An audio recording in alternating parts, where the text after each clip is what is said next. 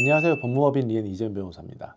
오늘은 분양사업자가 건축물의 분양에 관한 법률에 따른 시정명령, 벌금형, 과태료 부과 처분을 받은 경우 분양계약 해제가 과연 가능한지, 그리고 그 경우 분양대금은 모두 돌려받을 수 있는지 여부 등에 대해 총정리해 드리도록 하겠습니다. 사실 건축물 분양에 관한 법률에 따른 시정명령, 벌금형, 과태료를 사유로 해서 분양계약 해제를 주장하는 방식은 제가 무려 한 2019년경부터 꾸준히 사용해온 방식입니다.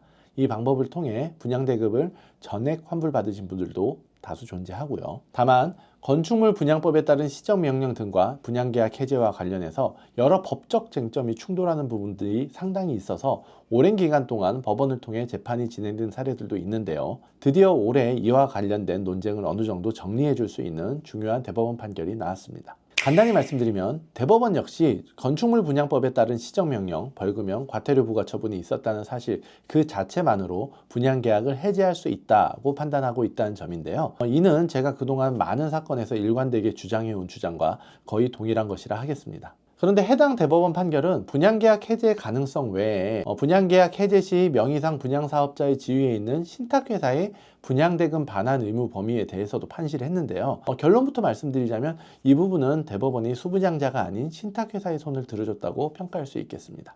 이번 영상에서는 방금 말씀드린 건축물 분양법에 따른 시정명령, 벌금형, 과태료 부과 처분과 분양계약 해제 사이의 관계를 비롯해서 분양계약이 해제되었을 때 분양대금 반환에 관한 중요 내용을 정리해 드리도록 하겠습니다. 이 분야는 제가 2019년경부터 전국적으로 수많은 사건들을 진행하면서 경험을 쌓아온 영역이니 믿고 따라오셔도 좋을 것 같습니다.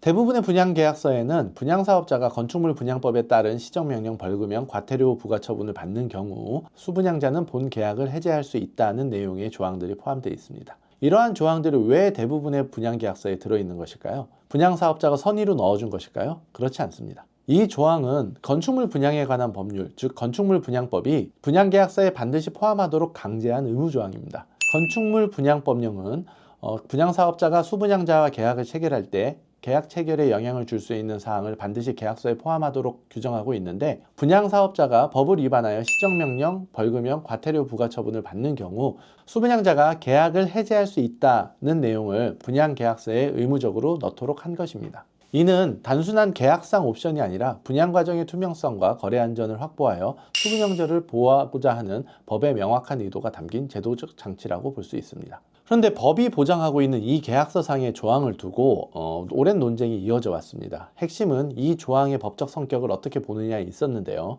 이것이 단순히 민법상 일반 원칙인 법정 해제권을 확인하는 것에 불과한 것인지, 아니면 이와 별개로 당사자들이 특별히 합의한 고유한 해제권, 즉 약정 해제권을 설정한 것인지 하는 문제였습니다. 분양사업자들은 그동안 이를 채무불이행으로 인한 법정 해제권과 유사하게 해석하여 비록 법 위반이 있더라도 그것이 계약의 목적을 달성할 수 없을 정도로 중대한 경우에만 해제가 가능하다고 주장을 해왔고요. 법원 또한 분양사업자들의 손을 들어주는 판결을 많이 내렸습니다. 이 때문에 사소한 위반만으로는 해제가 어렵다는 인식이 지배적이기도 했던 거죠. 이러한 분위기 속에서 저는 꾸준히 반대 주장을 해왔습니다. 분양계약서상 명시된 이 조항은 법정 해제권을 주의적으로 규정한 것이 아니라 특유의 약정 해제권을 유보한 것으로 보아야 한다. 따라서 주된 채무가 아니거나 또 계약 목적을 달성할 수 없을 정도가 아니라 하더라도 약정 해제가 가능하다고 보아야 한다고 주장한 거죠. 그렇기 때문에 위반으로 계약의 목적 달성이 불가능할 정도가 아니라고 하더라도 수분양자는 분양계약을 해제함으로써 계약관계의 구속에서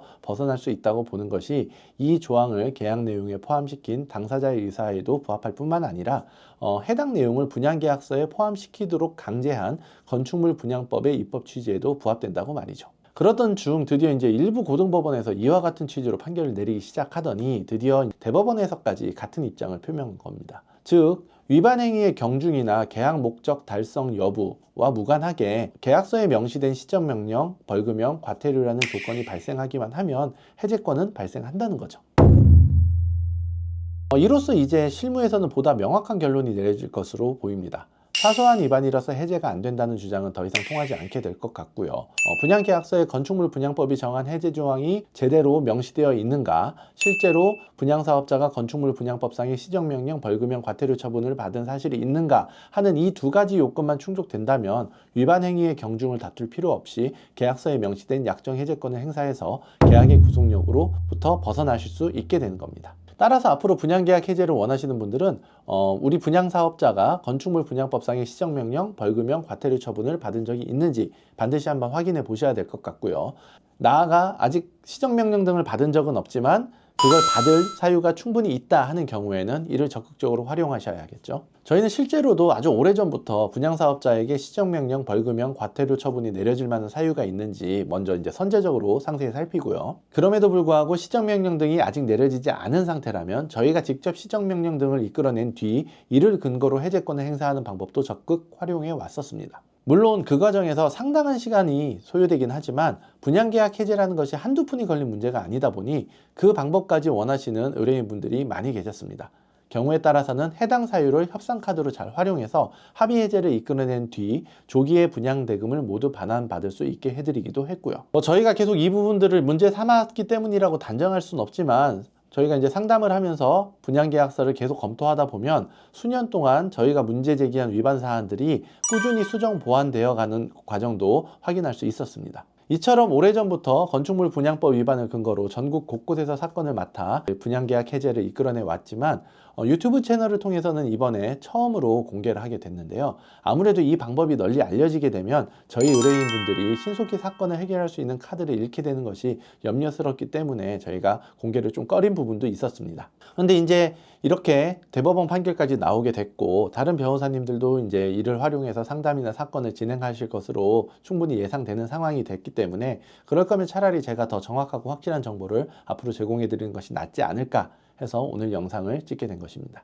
이처럼 앞으로는 건축물 분양법상의 시정명령, 벌금형, 과태료 처분을 통해 분양계약 해제를 이끌어내는 주장이 법원에서 받아들여질 가능성이 매우 높아졌다 할 것이고요. 보다 적극적으로 이 부분을 활용할 필요성이 있어 보입니다. 그러니 가급적 많은 경험을 가진 전문가를 통해 제대로 된 상담을 받으시고 좋은 결과 이끌어내시길 바라겠습니다. 자, 그런데 더 중요한 문제가 남았습니다. 계약을 해지하는 것과 내가 낸 돈을 온전히 돌려받는 것은 전혀 다른 차원의 문제인데 오히려 여러분들한테는 후자가 당연히 더 중요한 문제겠죠. 그래서 이제 이어지는 영상에서는 계약 해제라는 문턱을 이렇게 겨우겨우 넘고 난 이후 수분양자들이 다시 마주하게 되는 두 가지 거대한 장벽.